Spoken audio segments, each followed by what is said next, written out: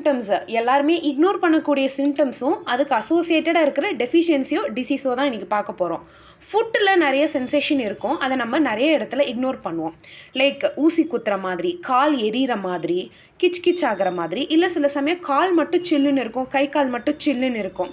இந்த சென்சேஷன்ஸை நிறைய பேர் மென் விமன் யாராக இருந்தாலும் டே டு டே பேசிஸில் இதை வந்து என்கவுண்டர் பண்ணுறோம்.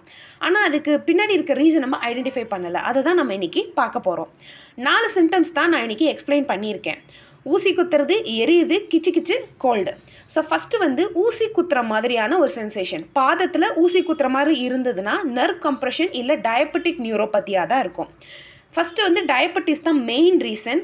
அதை வந்து நம்ம விட்டமின்ஸ் வச்சு தான் ஹேண்டில் பண்ணணும்.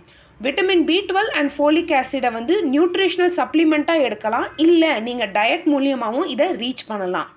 இது வந்து point number 1. Point number 2, burning sensation. அதாவது அந்த உள்ளங்கால் எரியிற மாதிரியான ஒரு சென்சேஷன் வந்து சில பேருக்கு இருக்கும். இதுக்கும் வந்து poor blood circulation, neuropathy, chronic inflammation. நம்ம பாடியில் ஏதாவது இன்ஃப்ளமேஷன் இருந்தாலும் இந்த மாதிரி எரியும். அதுக்கு வந்து omega-3 ஃபேட்டி ஆசிட் வந்து நம்ம எடுத்துக்கலாம்.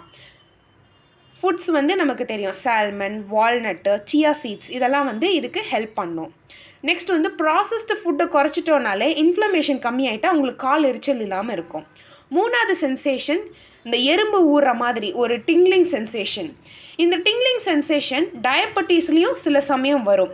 இதுக்கு வந்து சர்க்குலேஷன் ப்ராப்ளம் இருக்கலாம், நியூட்ரிஷனல் டெஃபிஷியன், B12 டெஃபிஷியன்சி இருந்தாலே இந்த எறும்பு ஊறுற மாதிரி இருக்கும்.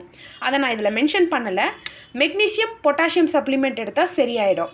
உங்களுக்கு பொட்டாசியம் அழகாக வந்து ஹேண்டில் பண்ணால் banana is the best thing. Last sensation cold feet. அதாவது நம்ம பாடியில் வந்து ரத்த ஓட்டம் இல்லை, சர்க்குலேஷன் ரிலேட்டடாக ப்ராப்ளம் இருந்தால் இந்த மாதிரி ஒரு கோல்டு சென்சேஷன் வரும்.